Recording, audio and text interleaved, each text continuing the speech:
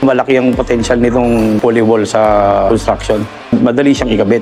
At the same time, malaki ang matitipid mo sa time frame ng project. I'm more confident na pag ginagamit ko ang polywall because mas maganda yung mga properties niya sa acoustics, sa thermal. Yung time yung pinakamalaking advantage niya sa lahat ng conventionals. Kahit paluin mo or what, hindi ka makakaramdam ng vibration. As contractor, nagsisave siya ng time. Pangalawa, save more money kasi wala nang plastering, wala nang curing, wala nang kahit ano. Dating naman sa quality and practicality, tsaka sa methodology, malayong mas okay si polywall compared to ibang wall methods. Look at the speed that it's going to give your project.